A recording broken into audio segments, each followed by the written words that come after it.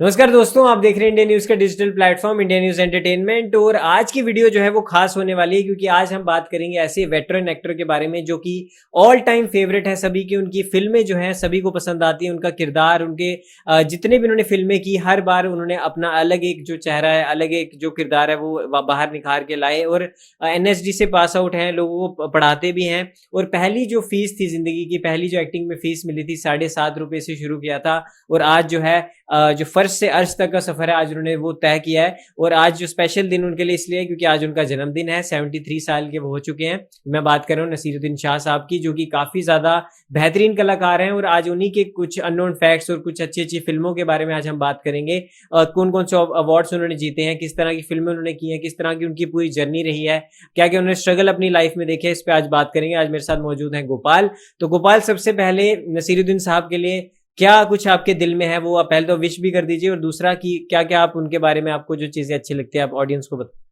सबसे पहले तो हमारे दोनों की तरफ से हैप्पी बर्थडे एक बार फिर से। लेकिन जिस तरीके से एक्टर की बात करें तो बिल्कुल अलग अलग किरदार निभाए हैं उन्होंने अंकित, और सब तरीके के किरदार निभाए। वेंसडे देखिए जिस तरीके से उन्होंने किरदार निभाया था, वो सिंपल मैन का बिल्कुल मतलब आम आदमी का बिल्कुल बेहतर तरीके से। और मेरी वन ऑफ द फेवरेट कह सकते हैं मूवी वेंसडे है, जिस तरीके से उन्होंने किरदार निभाया था। और पद्म भूषण जिस तरीके से उनको मिला है, पद्मश्री, तो ये कह सकते हैं कि उनकी उपलब्धि जितनी गिनाई जाए उतनी कम है। और कुछ विवाद भी उनके साथ रहे हैं, जो पत्नी के साथ उनकी थोड़ी सी कह सकते हैं कि असोल्ट को लेकर जो उनपे केस वेस चला था, तो उसके लेकर थोड़े विवाद में भी रहे थे। और उनके बेटों को भी हमने देखा था हैप्पी न्यू ईयर में जो उनकी मूवी आई थी, उनके बेटे को भी देखा था। तो कह सकते हैं कि पीढ़ी आगे चलती जा रही है। लेकिन जो नसरुद्दीन शाह ने जो कैरेक्टर निभा गए हैं वो कह सकते हैं कि ऑल टाइम ग्रेट्स में बिल्कुल आएंगे, क्योंकि उनकी और ओम पुरी की जोड़ी कहते थे कि वन ऑफ द बेस्ट जोड़ी बॉलीवुड में मानी जाती थी। ये भी है। और एक ये भी बात है, जिस तरीके से अंकित बता रहे थे तो कुछ देर पहले, कि उन्होंने अमिताभ बच्चन के साथ एक भी मूवी नहीं किया आज तक शेयर। तो ये अपने आप में कुछ रोचक तथ्य हैं, जिस तरीके से कि इतने बड़े लेजेंडरी एक्टर के साथ आपने इतने समय से काम कर रहे हैं बॉलीवुड में, एक भी मूवी नहीं किया आपने, ये थोड़ा सा रोचक है। और बात की जाए उनकी फिल्मोग्राफी की, तो उन्होंने टीवी डेब्यू किया था। उनकी जो पहला जो डेब्यू था 2007 में, वो था पाकिस्तानी एक सीरियल था, उसमें उन्होंने डेब्यू किया था। और वहीं से उनकी शुरुआत हुई। काफ़ी उन्होंने मेहनत की, मुशक्क़त की। एक समय ऐसा था कि उनके पास मतलब वो काम भी करते थे, फिर वहाँ से थिएटर भी जाते थे। और वो कभी मतलब उनका उतना इंटरेस्ट शुरू में था नहीं, शुरू में वो नौकरी करते थे। तो वो सोचते थे नौकरी से पैसा कमा लूँ। लेकिन जब उन्हें थिएटर उन्होंने एक बार देखा, वो बता रहे थे एक फॉरेन का एक प्ले था, बाहर का हॉलीवुड एक प्ले था, तो वो उन्होंने जब देखा तो उनके दिमाग में स्टक किया कि मेरे को भी इस तरह का कुछ करना है।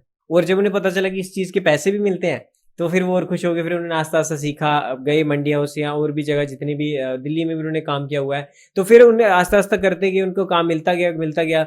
तो फिर वो चले गए राष्ट्रीय फिल्म्स के ऑफिस, और वहाँ पे जाके अब आगे तो रेस्ट इज़ द हिस्ट्री, और बताने की जरूरत नहीं। और उनकी लेगेसी मैं ये भी बोलना चाहूँगा, कोई भी आज तक नहीं खत्म कर सकता, क्योंकि वो ऐसे एक आर्टिस्ट हैं जिनको हम कभी भी उनकी कोई भी फिल्म देख लें हम बोर नहीं हो सकते। और मेरी उनकी फेवरेट फिल्म है डेढ़ इश्किया, उसके बाद सरफरोश, कितनी सारी फिल्मों के हम नाम ले लें, लेकिन जो है फाइंडिंग फैनी, तो कितनी सारी फिल्में हैं जो उनकी, ऐसी फिल्में हैं जो कुछ एक दिखाती हैं कि असली कलाकार को सिर्फ कलाकार नहीं, एक अच्छा एक चित्रकारिता की समझ होनी चाहिए, एक आपको निर्देश की समझ होनी चाहिए, आपको एक कला की समझ होनी चाहिए।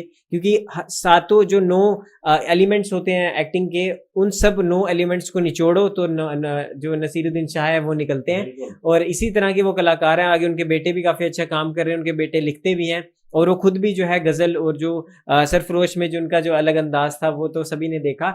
लेकिन ऐसे कलाकार ना आज तक हुआ है ना ही होगा। हम दुआ करते हैं कि वो ऐसे आगे और भी काम करते रहें। और ऐसे वो अगर मुझे नहीं लगता कि ऐसा कलाकार कभी कोई आ पाएगा, क्योंकि होता है ना कि गोपाल बोलते हैं कि एक बार जिसने अपनी लेगेसी बना ली, he is last of stars.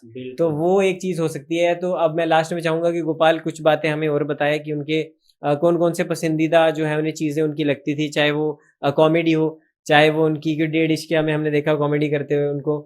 फिर यहाँ तो फिर आप उनको उनकी आपको जो खतरनाक विलन वाला रोल है वो अच्छा लगता है, या आपको उनका एक जो फादर और पुलिस वाला रोल है वो अच्छा लगता है? किस तरह का किरदार जो आपको पसंद था नजीरुद्दीन शाह में?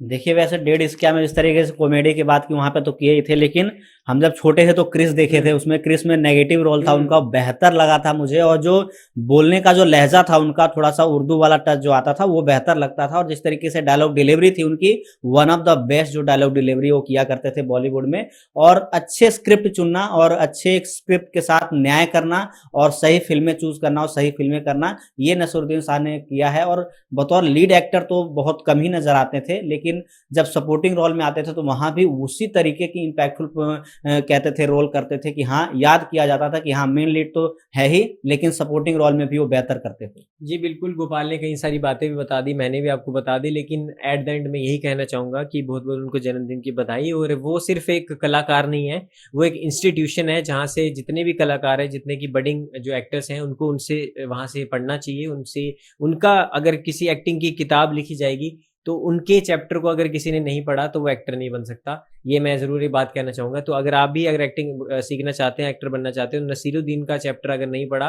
तो दोस्तों अनपढ़ साबित हो जाएँगे एक्टिंग के जो अगर आप किताब पढ़ रहे हैं या एक्टिंग की दुनिया में। तो इस वीडियो में दोस्तों इतना ही। अब मिलते हैं नई वीडियो में, ऐसी अच्छे-अच्छे फैक्ट्स आपके लिए लाते रहेंगे। इस वीडियो में दोस्तों इतना ही। धन्यवाद।